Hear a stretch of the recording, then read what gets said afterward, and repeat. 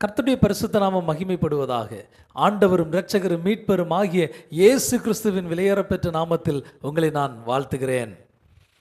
பால் washer என்ற தேவ மனிதர் இவ்விதமாக சொன்னார், உங்கள் வீட்டின் அருகாமையில் இருப்பதினாலேயே ஒரு திருச்சபையை தேர்வு செய்யாதீர்கள். மாறாக எந்த திருச்சபை வசனத்தின் அடிப்படையில் கட்டப்பட்டிருக்கிறதோ அந்த திருச்சபையை நீங்கள் தேர்வு செய்யுங்கள் என்று. ஒரு குறிப்பிட்ட பட்டணத்தில் ஒரு மனிதன் குடிபெயர்ந்து போய்விட்டார். அந்த வீட்டின் அருகாமையிலே அவருக்கு ஒரு திருச்சபை இருப்பதை பார்த்து மிகவும் சந்தோஷம் அடைந்தார். அந்த திருச்சபையிலே கர்த்தரை ஆராதிக்கும்படி அவர் போனார். அங்கே நல்ல பாடல்கள் இசைக்கப்பட்டன, நல்ல பொழுதுபோக்கான காரியங்கள் எல்லாம் அங்கே காட்டப்பட்டன. ஆனால் வசனத்தின் அடிப்படையில் அங்கே போதிக்கப்படவில்லை. அவருடைய ஆவிக்குரிய வாழ்க்கை கொஞ்சம் கொஞ்சமாக பலவீனம் அடைந்ததை அவர் உணர்ந்தார். அவர் ஒரு தீர்மானம் எடுத்தார், எந்த சபை வசனத்தை போதிக்கிறதோ அந்த சபைக்கு நான் போக வேண்டும் என்று அருகாமையில் இருக்கிற மற்ற சபைகளை அவர் பார்க்க ஆரம்பித்தார். பின்பு ஒரு சபையை தேர்ந்தெடுத்து அந்த வசனத்தின் அடிப்படையில் கட்டப்பட்ட அந்த சபைக்கு அவர் போக ஆரம்பித்தார். அந்த சபையில் போதிக்கப்பட்ட வார்த்தைகள் அவருடைய ஆவிக்குரிய வாழ்க்கையை கட்டி எழுப்பின. அவருடைய உள்ளான மனிதனிலே அவர் பெரிய ஒரு மகிழ்ச்சியை கண்டு கொண்டார். ஒரு பரிசுத்தமான வாழ்க்கை அவருக்கு வந்தது என்பதை அவர் உணர்ந்து மிகுந்த மகிழ்ச்சி அடைந்தார். ஆம் பிரியமானவர்களே, இந்த நாளிலும் நாம் வசனத்தின் அடிப்படையில் நாம் கட்டப்பட வேண்டும். சபை ஒரு பொழுதுபோக்குகிற இடம் அல்ல, சபை நம்மை சுத்திகரிக்கிற இடம். அங்கே தேவனுடைய வார்த்தைகள் போதிக்கப்பட வேண்டும். அந்த வார்த்தைகளுக்கு நம்மை ஒப்பு கொடுக்க வேண்டும். நம்மை ஒப்பு கொடுத்து நம்முடைய வாழ்க்கையை நாம் பரிசுத்தமாய் மாற்றுவோமானால் தேவனுடைய மகிமையான ஆசீர்வாதங்களை நாம் பெற்றுக்கொள்வோம் என்பதில் எந்த சந்தேகமும் இல்லை. இந்த நாள் வாசிக்கும்படி தெரிந்து கொண்ட வேத பகுதி அப்போஸ்தலர் நடபடிகள் அதிகாரம் 8 முதல் அதிகாரம் 10 வரை. அப்போஸ்தலர் நடபடிகள் அதிகாரம் 8. அவனை கொலை செய்கிறதற்கு சவுலும் சம்மதித்திருந்தான். அக்காலத்திலே எருசலேமில் உள்ள சபைக்கு மிகுந்த துன்பம் உண்டாயிற்று. அப்போஸ்தலர் தவிர மற்ற யாவரும் யூதேயா சமாரியா தேசங்களில் சிதறப்பட்டு போனார்கள். தேவ பக்தியுள்ள மனுஷர் ஸ்தேவானை எடுத்து அடக்கம் பண்ணி அவனுக்காக மிகவும் துக்கம் கொண்டாடினார்கள்.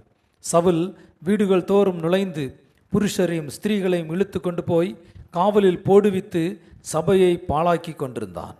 சிதறி போனவர்கள் எங்கும் திரிந்து சுவிசேஷ வசனத்தை பிரசங்கித்தார்கள். அப்பொழுது பிலிப்பு என்பவன் சமாரியாவில் உள்ள ஒரு பட்டணத்திற்கு போய் அங்குள்ளவர்களுக்கு கிறிஸ்துவை குறித்து பிரசங்கித்தான். பிலிப்பு செய்த அதிசயங்களை ஜனங்கள் கேள்விப்பட்டு கண்டு அவனால் சொல்லப்பட்டவைகளை ஒருமனப்பட்டு கவனித்தார்கள். அநேகரிலிருந்து அசுத்த ஆவிகள் மிகுந்த சத்தத்தோடு கூப்பிட்டு அவர்களை விட்டு புறப்பட்டது. அநேக திமிர்வாதக்காரரும் சப்பானிகளும் குணமாக்கப்பட்டார்கள். அந்த பட்டணத்திலே மிகுந்த சந்தோஷம் உண்டாயிற்று. சீமோன் என்று பெயர் கொண்ட ஒரு மனுஷன் அந்த பட்டணத்திலே மாயவித்தைக்காரனாய் இருந்து தன்னை ஒரு பெரியவன் என்று சொல்லி சமாரியா நாட்டு ஜனங்களை பிரமிக்க பண்ணி கொண்டிருந்தான். தேவனுடைய பெரிதான சக்தி இவன்தான் என்று எண்ணி சிறியோர் பெரியோர் யாவரும் அவனுக்கு செவி கொடுக்க வந்தார்கள். அவன் அநேக காலமாய் தன்னுடைய மாய வித்தைகளினாலே அவர்களை பிரமிக்க பண்ணினதினால் அவனை மதித்து வந்தார்கள். தேவனுடைய ராஜ்யத்துக்கும் கிறிஸ்துவனுடைய நாமத்துக்கும் ஏற்றவைகளை குறித்து பிலிப்பு பிரசங்கித்ததை அவர்கள் விசுவாசித்த போது புருஷரும் ஸ்திரீகளும் ஞானஸ்நானம் பெற்றார்கள். அப்பொழுது சீமோனும் விசுவாசித்து ஞானஸ்நானம் பெற்று பிலிப்புவை பற்றி கொண்டு அவனால் நடந்த அடையாளங்களையும் பெரிய அற்புதங்களையும் கண்டு பிரமித்தான். சமாரியர் தேவ வசனத்தை ஏற்றுக்கொண்டதை எருசலேமில் உள்ள அப்போஸ்தலர்கள் கேள்விப்பட்டு பேதுருவையும் யோவானையும் அவர்களிடத்திற்கு அனுப்பினார்கள். இவர்கள் வந்த பொழுது அவர்களில் ஒருவனும் பரிசுத்த ஆவியை பெறாமல் கர்த்தராகிய இயேசுவின் நாமத்தினாலே ஞானஸ்நானத்தை மாத்திரம் பெற்றிருந்தவர்களாக கண்டு அவர்கள் பரிசுத்த ஆவியை பெற்றுக்கொள்ளும்படி அவர்களுக்காக ஜெபம் பண்ணி அவர்கள் மேல் கைகளை வைத்தார்கள். அப்பொழுது அவர்கள் பரிசுத்த ஆவியை பெற்றார்கள். அப்போஸ்தலர் தங்கள் கைகளை அவர்கள் மேல் வைத்ததினால் பரிசுத்த ஆவி தந்தரப்படுகிறதை சீமோன் கண்டபோது அவர்களிடத்தில் பணத்தை கொண்டு வந்து, நான் எவன் மேல் என் கைகளை வைக்கிறேனோ அவன் பரிசுத்த ஆவியை பெறத்தக்கதாக எனக்கும் இந்த அதிகாரத்தை கொடுக்க வேண்டும் என்றான். பேதுரு அவனை நோக்கி, தேவனுடைய வரத்தை பணத்தினாலே சம்பாதித்து கொள்ளலாம் என்று நீ நினைத்தபடியால் உன் பணம் உன்னோடே கூட நாசமாய் போக கடவது. உன் இருதயம் தேவனுக்கு முன்பாக செம்மையாய் இராதபடியினால் இந்த விஷயத்திலே உனக்கு பங்குமில்லை, பாத்திரமும் இல்லை. ஆகையால் நீ உன் துர்க்கணத்தை விட்டு மனம் திரும்பி தேவனை நோக்கி வேண்டிக்கொள். ஒருவேளை உன் இருதயத்தின் எண்ணம் உனக்கு மன்னிக்கப்படலாம். நீ கசப்பான பிச்சிலும் பாவ கட்டிலும் அகப்பட்டிருக்கிறதாக காண்கிறேன் என்றான். அதற்கு சீமோன், நீங்கள் சொன்ன காரியங்களில் ஒன்றும் எனக்கு நேரிடாதபடிக்கு எனக்காக கர்த்தரை வேண்டிக் கொள்ளுங்கள் என்றான். இவ்விதமாய் அவர்கள் கர்த்தருடைய வசனத்தை சாட்சியாய் அறிவித்து சொன்ன பின்பு சமாரியருடைய அநேக கிராமங்களில் சுவிசேஷத்தை பிரசங்கித்து எருசலேமுக்கு திரும்பி வந்தார்கள். பின்பு கர்த்தருடைய தூதன் பிலிப்பை நோக்கி, நீ எழுந்து தெற்கு முகமாய் எருசலேமிலிருந்து காசா பட்டணத்துக்கு போகிற வனாந்திர மார்க்கமாய் போ என்றான். அந்தபடி அவன் எழுந்து போனான். அப்பொழுது எத்தியோப்பியருடைய ராஜஸ்திரீ ஆகிய கந்தாகே என்பவளுக்கு மந்திரியும் அவளுடைய பொக்கிஷம் எல்லாவற்றுக்கும் தலைவனுமாயிருந்த எத்தியோப்பியன் ஆகிய ஒருவன் பணிந்து கொள்ளும்படி எருசலேமுக்கு வந்திருந்து ஊருக்கு திரும்பி போகும்போது தன் இரதத்திலே உட்கார்ந்து ஏசாயா தீர்க்கதரிசியின் ஆகமத்தை வாசித்து கொண்டிருந்தான். ஆவியானவர், நீ போய் அந்த இரதத்துடனே சேர்ந்து கொள் என்று பிலிப்புடனே சொன்னார். அப்பொழுது பிலிப்பு ஓடி போய் சேர்ந்து அவன் ஏசாயா தீர்க்கதரிசியின் ஆகமத்தை வாசிக்கிறதை கேட்டு, நீர் வாசிக்கிறவர்களின் கருத்து உமக்கு தெரியுமா என்றான். அதற்கு அவன், ஒருவன் எனக்கு தெரிவிக்காவிட்டால் அது எனக்கு எப்படி தெரியும் என்று சொல்லி பிலிப்பு ஏறி தன்னோடே உட்காரும்படி அவனை வேண்டிக் கொண்டான். அவன் வாசித்த வேத வாக்கியம் என்னவென்றால், அவர் ஒரு ஆட்டை போல் அடிக்கப்படுவதற்கு கொண்டு போகப்பட்டார். மயிர் கத்திரிக்கிறவனுக்கு முன்பாக சத்தமிடாதிருக்கிற ஆட்டுக்குட்டியைப் போல அவர் தமது வாயை திறவாதிருந்தார். அவர் தம்மை தாழ்த்தின போது அவருடைய நியாயம் எடுத்து போடப்பட்டது. அவருடைய ஜீவன் பூமியிலிருந்து எடுபட்டு போயிற்று. அவருடைய வம்சத்தை யாராலே சொல்லி முடியும் என்பதே. மந்திரி பிலிப்பை நோக்கி, தீர்க்கதரிசி யாரை குறித்து இதை சொல்லுகிறார்? தம்மை குறித்தோ வேறொருவரை குறித்தோ எனக்கு சொல்ல வேண்டும் என்று கேட்டுக்கொண்டான். அப்பொழுது பிலிப்பு பேச தொடங்கி இந்த வேத வாக்கியத்தை முன்னிட்டு இயேசுவை குறித்து அவனுக்கு பிரசங்கித்தான். இவ்விதமாய் அவர்கள் வழி நடந்து போகையில் தண்ணீருள்ள ஓரிடத்திற்கு வந்தார்கள். அப்பொழுது மந்திரி, இதோ தண்ணீர் இருக்கிறதே, நான் ஞானஸ்நானம் பெறுகிறதற்கு தடை என்ன என்றான். அதற்கு பிலிப்பு, நீர் முழு இருதயத்தோடும் விசுவாசித்தால் தடை இல்லை என்றான். அப்பொழுது அவன், இயேசு கிறிஸ்துவை தேவனுடைய குமாரன் என்று விசுவாசிக்கிறேன் என்று சொல்லி இரதத்தை நிறுத்த சொன்னான். அப்பொழுது பிலிப்பும் மந்திரியும் ஆகிய இருவரும் தண்ணீரில் இறங்கினார்கள். பிலிப்பு அவனுக்கு ஞானஸ்நானம் கொடுத்தான். அவர்கள் தண்ணீரிலிருந்து கரை ஏறின பொழுது கர்த்தருடைய ஆவியானவர் பிலிப்பை கொண்டு போய் விட்டார். மந்திரி அப்புறம் அவனை காணாமல் சந்தோஷத்தோடே தன் வழியே போனான். பிலிப்பு ஆசோத்திலே காணப்பட்டு அவ்விடத்திலிருந்து பிரயாணம் பண்ணி செசரியாவுக்கு வருகிற வரையில் சகல பட்டணங்களிலும் சுவிசேஷத்தை பிரசங்கித்து கொண்டு வந்தான். அதிகாரம் 9. சவுல் என்பவன் இன்னும் கர்த்தருடைய சீஷரை பயமுறுத்தி கொலை செய்யும்படி சீறி பிரதான ஆசாரியரிடத்திற்கு போய், இந்த மார்க்கத்தாராகிய புருஷரை ஆகிலும் ஸ்திரீகளை ஆகிலும் தான் கண்டுபிடித்தால் அவர்களை கட்டி எருசலேமுக்கு கொண்டு வரும்படி தமஸ்குவில் உள்ள ஜபா ஆலயங்களுக்கு நிருபங்களை கேட்டு வாங்கினான். அவன் பிரயாணமாய் போய் தமஸ்குவுக்கு சமீபித்த போது சடுதியிலே வானத்திலிருந்து ஒரு ஒளி அவனை சுற்றி பிரகாசித்தது. அவன் தரையிலே விழுந்தான்.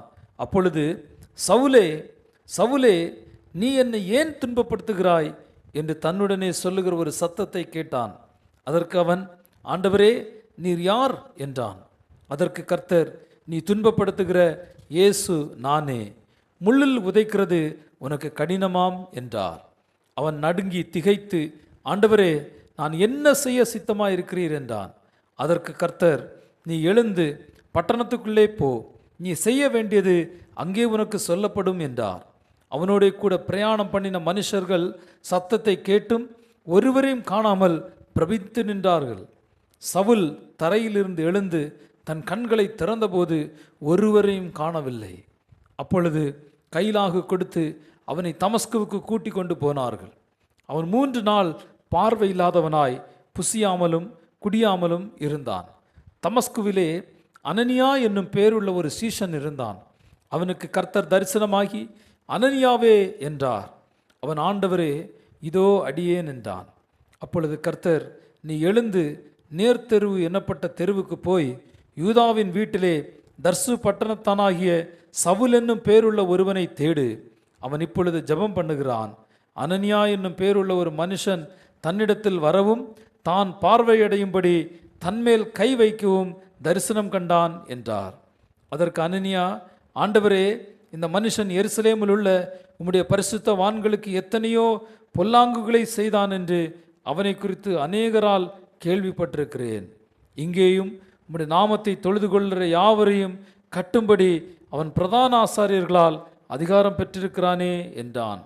அதற்கு கர்த்தர், நீ போ, அவன் புறஜாதிகளுக்கும் ராஜாக்களுக்கும் இஸ்ரவேல் புத்திரருக்கும் என்னுடைய நாமத்தை அறிவிக்கிறதற்காக நான் தெரிந்து கொண்ட பாத்திரமாயிருக்கிறான்.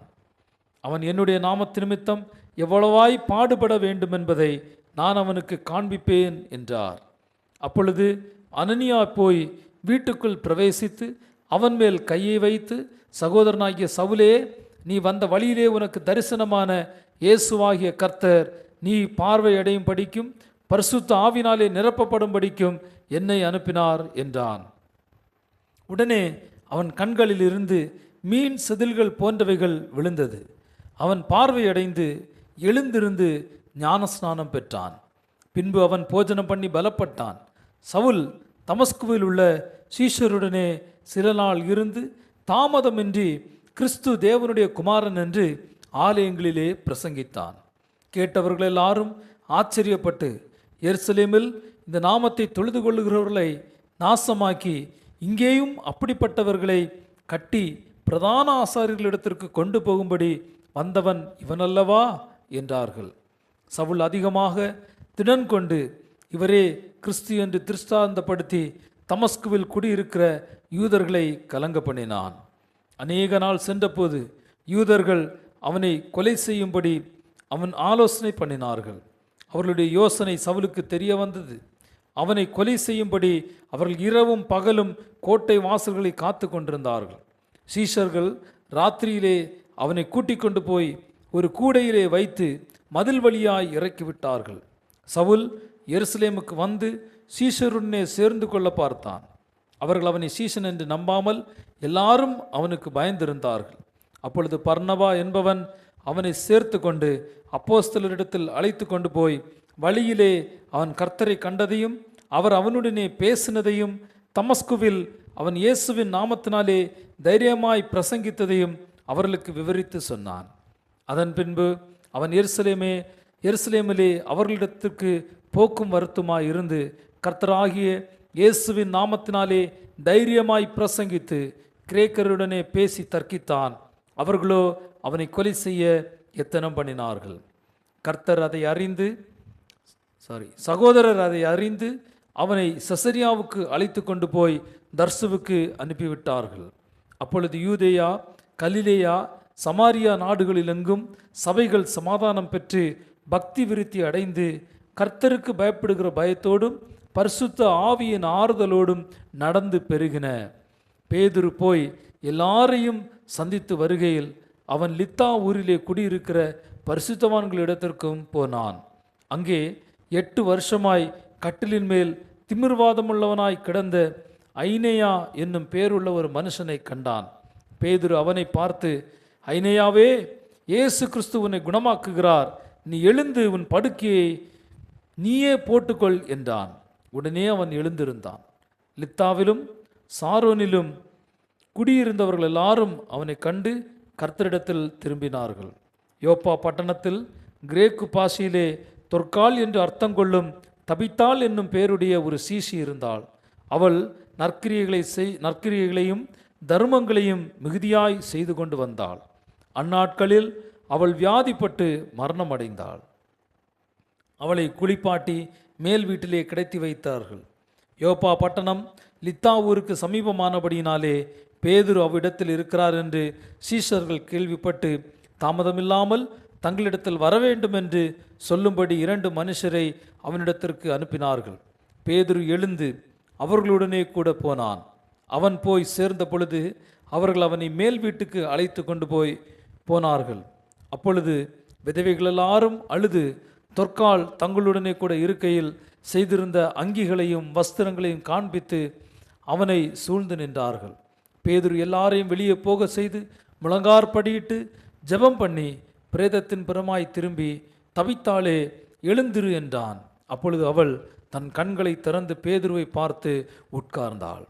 அவன் அவளுக்கு கை கொடுத்து அவளை எழுந்திருக்க பண்ணி பரிசுத்தவான்களையும் விதவைகளையும் அழைத்து அவளை உயிருள்ளவளாக அவர்களுக்கு முன் நிறுத்தினான். இது யோப்பா பட்டணம் எங்கும் தெரிய வந்தது. அப்பொழுது அநேகர் கர்த்தரிடத்தில் விசுவாசம் உள்ளவர்களானார்கள். பின்பு அவன் யோப்பா பட்டணத்திலே தோல் பதனிடுகிறவனாகிய சீமோன் என்னும் ஒருவனிடத்தில் அநேக நாள் தங்கியிருந்தான். அதிகாரம் 10. இத்தாலியா பட்டாளம் என்னப்பட்ட பட்டாளத்திலே 100க்கு அதிபதியாகிய கொர்நெலேயு என்னும் பெயர் கொண்ட ஒரு மனுஷன் செசரியா பட்டணத்திலே இருந்தான். அவன் தேவ பக்தி உள்ளவனும் தன் வீட்டார் அனைவரோடும் தேவனுக்கு பயந்தவனுமாயிருந்து ஜனங்களுக்கு மிகுந்த தர்மங்களை செய்து எப்பொழுதும் தேவனை நோக்கி ஜெபம் பண்ணி கொண்டிருந்தான். பகலில் ஏறக்குறைய 9ஆம் மணி நேரத்திலே தேவனுடைய தூதன் தன்னிடத்தில் வரவும் கொர்நெலேயுவே என்று அழைக்கவும் பிரத்யட்சமாய் தரிசனம் கண்டு அவனை உற்று பார்த்து பயந்து, ஆண்டவரே என்ன என்றான். அப்பொழுது அவன், உன் ஜெபங்களும் உன் தர்மங்களும் தேவனுக்கு நினைப்பூட்டுதலாக அவர் சன்னதியில் வந்தெட்டி இருக்கிறது. இப்பொழுது நீ யோப்பா பட்டணத்துக்கு மனுஷரை அனுப்பி பேதுரு என்று மறு பேர் கொண்ட சீமோனை அழைப்பி, அவன் தோல் பதனுகிறவனாகிய சீமோன் என்னும் ஒருவனிடத்தில் தங்கியிருக்கிறான். அவனுடைய வீடு கடலோரத்தில் இருக்கிறது. நீ செய்ய வேண்டியதை அவன் உனக்கு சொல்லுவான் என்றான்.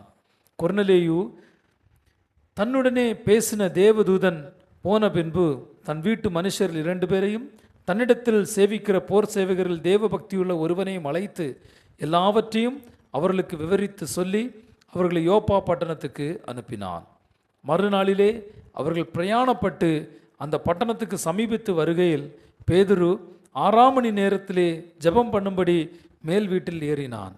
அவன் மிகுந்த பசி அடைந்து சாப்பிட மனதாயிருந்தான். அதற்கு அவர்கள் ஆயத்தம் பண்ணுகையில் அவன் ஞான திருஷ்டி அடைந்து வானம் திறந்திருக்கிறதாகவும் 4 முனைகளும் கட்டப்பட்ட பெரிய துப்பட்டியைப் போல ஒருவிதமான கூடு தன்னிடத்தில் இறங்கி தரையில் விடப்பட்டிருக்கிறதாகவும் அதிலே பூமியில் உள்ள சகல விதமான 4 கால் ஜீவன்களும் காட்டு மிருகங்களும் ஊரும் பிராணிகளும் ஆகாயத்து பறவைகளும் இருக்கிறதாகவும் கண்டான். அல்லாமலும் பேதுருவே எழுந்திரு, அடித்து புசி என்று அவனுக்கு சொல்லும் ஒரு சத்தம் உண்டாயிற்று. அதற்கு பேதுரு, அப்படி அல்ல ஆண்டவரே, தீட்டும் அசுத்தமாக இருக்கிற யாதொன்றையும் நான் ஒரு காலம் புசித்ததில்லை என்றான். அப்பொழுது தேவன் சுத்தமாக்கினவைகளை நீ தீட்டாக எண்ணாதே என்று 2ஆம் தரமும் சத்தம் அவனுக்கு உண்டாயிற்று. 3ஆம் தரமும் அப்படியே உண்டாயிற்று. பின்பு அந்த கூடு திரும்ப வானத்துக்கு எடுத்துக்கொள்ளப்பட்டது. அப்பொழுது பேதுரு தான் கண்ட தரிசனத்தை குறித்து தங்களுக்குள்ளே சந்தேகப்படுகையில், இதோ கொர்நெலேயுவினால் அனுப்பப்பட்ட மனுஷர்கள் சீமோனுடைய வீட்டை விசாரித்து கொண்டு வாசற்படியிலே வந்து நின்று, பேதுரு என்று மறுபேர் கொண்ட சீமோன் இங்கே தங்கி இருக்கிறாரா என்று கேட்டார்கள். பேதுரு அந்த தரிசனத்தை குறித்து சிந்தனை பண்ணி கொண்டிருக்கையில் ஆவியானவர், இதோ 3 மனுஷர் உன்னை தேடுகிறார்கள். நீ எழுந்து இறங்கி ஒன்றுக்கும் சந்தேகப்படாமல் அவர்களுடனே கூட போ, நானே அவர்களை அனுப்பினேன் என்று அவனுக்கு சொன்னார். அப்பொழுது பேதுரு கொர்நெலேயுவினால் தன்னிடத்தில் அனுப்பப்பட்ட மனுஷரிடத்திற்கு இறங்கி போய், இதோ நீங்கள் தேடுகிறவன் நான் தான், நீங்கள் வந்திருக்கிற காரியம் என்ன என்றான். அதற்கு அவர்கள், நீதிமானும் தேவனுக்கு பயப்படுகிறவரும் யூத ஜனங்கள் எல்லாராலும் நல்லவர் என்று சாட்சி பெற்றவருமாகிய கொர்நெலேயு என்னும் 100க்கு அதிபதி உம்மை தம்முடைய வீட்டுக்கு அழைப்பித்து உம்மால் சொல்லப்படும் வார்த்தைகளை கேட்கும்படி பரிசுத்த தூதனாலே தேவ எத்தனமாய் கட்டளை பெற்றார் என்றார்கள். அப்பொழுது பேதுரு அவர்களை உள்ளே அழைத்து அவர்களுக்கு உபச்சாரம் செய்து மறுநாளிலே அவர்களுடனே கூட புறப்பட்டான். யோப்பா பட்டணத்தாராகிய சகோதரரில் சிலரும் அவனுடனே கூட போனார்கள். மறுநாளிலே செசரியா பட்டணத்தில் பிரவேசித்தார்கள். கொர்நெலேயு தன் உறவின் முறையாரையும் தன்னுடைய விசேஷித்த சிநேகிதரையும் கூட வரவழைத்து அவர்களுக்காக காத்திருந்தான். பேதுரு உள்ளே பிரவேசிக்கிற பொழுது கொர்நேலியு அவனுக்கு எதிர்கொண்டு போய் அவன் பாதத்தில் விழுந்து பணிந்து கொண்டான். பேதுரு அவனை தூக்கி எடுத்து, எழுந்திரும், நானும் ஒரு மனுஷன்தான் என்றான். அவனுடனே பேசிக்கொண்டு உள்ளே போய் அங்கு அநேகர் கூடி வந்திருக்கிறதை கண்டு அவர்களை நோக்கி, அந்நிய ஜாதியானோடு கலந்து அவனிடத்தில் போக்குவரவாய் இருப்பது யூதனானவருக்கு விலக்கப்பட்டிருக்கிறது என்று நீங்கள் அறிந்திருக்கிறீர்கள். அப்படி இருந்தும் எந்த மனுஷனையும் தீட்டுள்ளவன் என்றும் அசுத்தன் என்றும் நான் சொல்லாதபடிக்கு தேவன் எனக்கு காண்பித்திருக்கிறார். ஆகையால் நீங்கள் என்னை அழைப்பித்த போது நான் எதிர்பேசாமல் வந்தேன். இப்போதும் என்ன காரியத்துக்காக என்னை அழைப்பித்தீர்கள் என்று கேட்கிறேன் என்றான். அதற்கு கொர்நேலியு, 4 நாளைக்கு முன்னே இந்நேரத்திலே நான் உபவாசித்து 9ஆம் மணி நேரத்தில் என் வீட்டில் ஜெபம் பண்ணி கொண்டிருந்தேன்.